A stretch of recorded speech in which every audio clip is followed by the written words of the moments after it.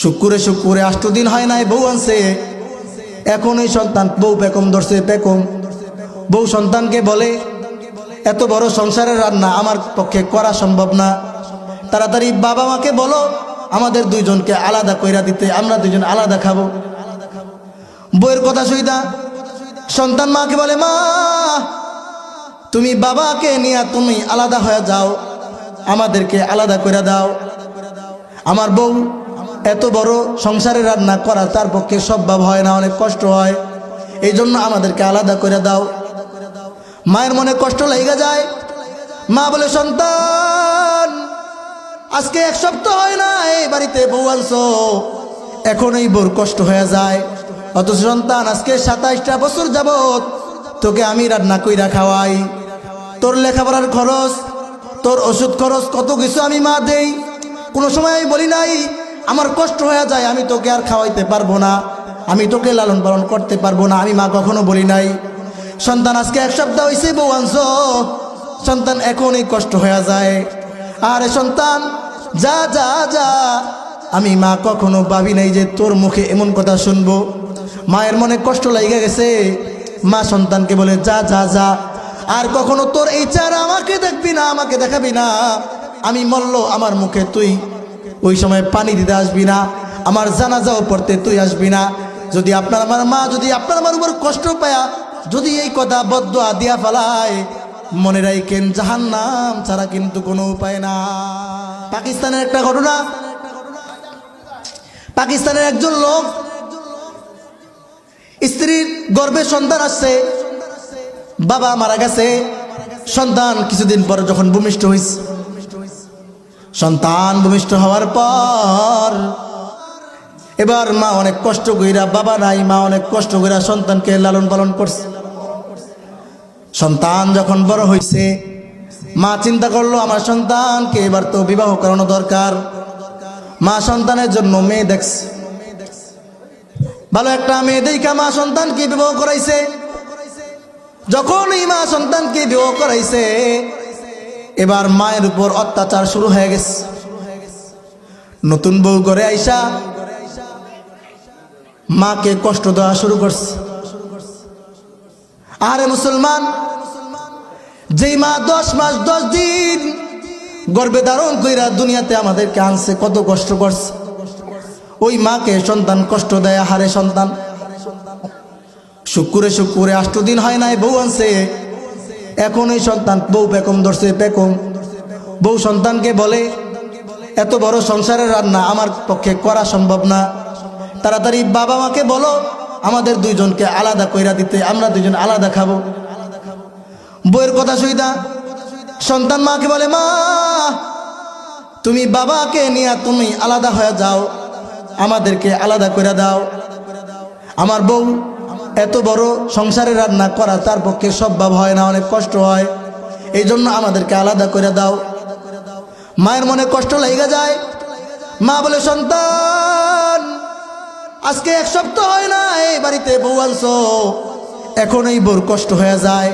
অথচ সন্তান আজকে 27টা বছর যাবত তোকে আমি রান্না কইরা খাওয়াই, তোর লেখাপড়ার খরচ, তোর ওষুধ খরচ, কত কিছু আমি মা দেই, কোনো সময় আমি বলি নাই আমার কষ্ট হয়ে যায়, আমি তোকে আর খাওয়াইতে পারবো না, আমি তোকে লালন পালন করতে পারবো না, আমি মা কখনো বলি নাই।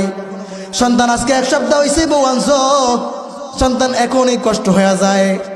আরে সন্তান যা যা যা, আমি মা কখনো ভাবি নাই যে তোর মুখে এমন কথা শুনবো। মায়ের মনে কষ্ট লেগে গেছে। মা সন্তানকে বলে, যা যা যা, আর কখনো তোর এই চেহারা আমাকে দেখবি না, আমাকে দেখাবি না, আমি মরল আমার মুখে তুই ওই সময় পানি দিতে আসবি না, আমার জানাজাও পড়তে তুই আসবি না। যদি আপনার আমার মা যদি আপনার আমার উপর কষ্ট পায়া যদি এই কথা বদদুয়া দিয়া ফেলায়, মনে রাখেন জাহান্নাম ছাড়া কিন্তু কোনো উপায় নাই। তো ওই পাকিস্তানের ওই যুবক বিয়ে করার পর বউর কথা শুই না মায়ের সাথে খারাপ আচরণ করতে শুরু করছে। বউ বলে, এখন আমরা ভালোভাবে থাকতে পারি না, একটা কিছু করা দরকার। বউ বলে, তোমার মাকে যেমনি হোক এইখান থেকে সরায় দাও। বলে, কিভাবে কি করব? ওই সন্তান আগ খেতে কাজ করতো, সকালবেলা গভীর রজনীতে ফজরের আগ দিয়া আগ কাইটা বাজারে নিয়ে বিক্রি করত। একদিন সন্তান বইয়ের কথা শুই না মাকে বলে, মা চলো চলো আজকে তুমি আমার সাথে আখ খেতে যাইবা, আমি আখগুলা কাইটা দিব আর তুমি বোঝা বাঁধবা, অল্প সময় অনেক আখের বোঝা বাঁধতে পারবো, এরপরে তখন আমি বাজারে গিয়ে এগুলা বিক্রি করে অনেক মুনাফা লাভ করতে পারবো। মা বলে, হ্যাঁ আমি তোমার ভালো চাই, তোমার ভালো হোক এটা আমি চাই। সন্তানের কথা শুই না মা বলে, ঠিক আছে চলো। গেছে সন্তানের, তারা দুইজন পরামর্শ করছে। মা যখন আখের বোঝা বাঁধার জন্য যখন এরকমভাবে নুইবে, তখন সন্তানের হাতে দা থাকবে, ওই দা দিয়া মাকে আঘাত করে মাইরে ফেলবে, আর জনসম্মুখে বলবে মা চলে গেছে। ওই রজনীতে, আবার ওই গভীর রজনীতেই তাকে ওখানে দাফন করে দিবে। যেমন কথা তেমন কাজ। মাকে নিয়ে গেছে, সন্তান যখন আখ খেতে গেছে মাকে বলতেছে, মা তুমি আখগুলা বাইদা দাও।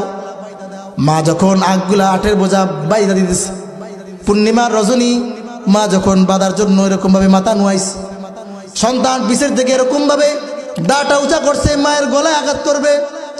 আল্লাহ রাব্বুল আলামিনের কি কুদরত! আমার আল্লাহ রাব্বুল আলামিন মাকে জানায় দিস। মা সামনে তাকায় দেখে পিছন থেকে কে যেন তার উপর এরকম ভাবে দা দিয়ে আঘাত করার জন্য দা উঁচা করে রাখছে। মা বুঝা বলাইছে, আমার সন্তান আমাকে কোপ দেওয়ার জন্য চলে আসছে। মা আল্লাহ কয়ে ডোর দিছে আর বলে, আল্লাহ এই জালেম সন্তানের হাত থেকে তুমি আমাকে বাঁচাও। মা দৌড় দিস।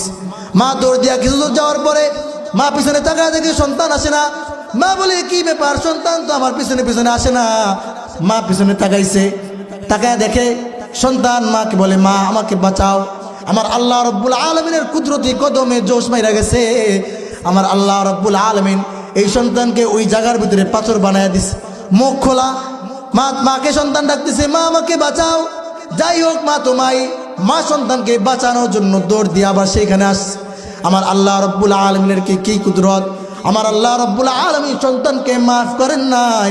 আমার আল্লাহ রাব্বুল আলামিন ওই সন্তানকে ওই জায়গার ভিতরে মাটির নিচে ডাবায়া দিছে। মা দৌড় দিয়ে আইসা সন্তানকে ধরছে, মা দইরা রাখতে পারে নাই। মা লোকজনকে ডাক দিয়ে বলতেছে, আমার সন্তান এই জায়গায় মাটির নিচে চলে গেছে। তাড়াতাড়ি লোকজন আইসা ওই জায়গার ভিতরে খুঁজছে, ওই জায়গা খনন করছে। ইতিহাসে লেখা হয় 14 ফিট পর্যন্ত ওই জায়গা খনন কইরাও ওই জানোয়ার সন্তানের হুদিস তারা পায় না। আল্লাহু আকবার! এই জন্য পিতামাতার সাথে অবাধ্যচারণ করলে আল্লাহ রাব্বুল আলামিন নগদ আযাব দিয়ে দেন।